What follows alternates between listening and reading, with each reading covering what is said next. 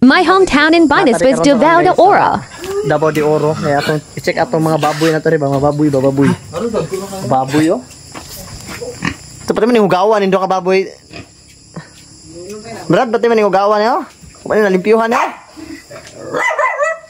Kung mas ganang ko na isa dito kaya mga tato. Kaya na baboy yan. Mga tato.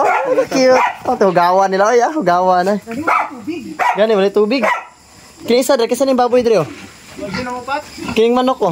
Amo na ni kay Badyon. Lima man ni kabuk ni. Kuha na isa. Asa man imong anay ane? Wala eh, baligay po na ko na eh. Ay, dili mo pa bataon. Dagkuan ka Badyon eh. Muna ko, dito. Ano nga itong 100 kilos? 100 kilos? Dakuan na ni mga baboy eh. Nakabul gina. Di mo na baboy. Kini. Kini, lami niyo. Mas lami ni sa bawan no, do. Dako kina. Kini malami sa bawan. Kapinte? Ay, isa sa din sa kabulan. Isa pa nakabulan ba? Puro sa kabulan ba? Isa kabulan pa na. Isa ka bulan pala ning baboy na ko diri oh. Dagko lagi niyo. Pero lami niyo kay tatuan. Tatuan ra hugawa ni oy. Hugaw man kayo, wala na nalimpyuhan ni luya sa mga baboy yan. Kini duha oh. Okay, baligyan na lang eh. Wala na dagko. Magpakuha, balik ang butong. Parang dapat nagpakuha ng sayo pa eh. Sa pa?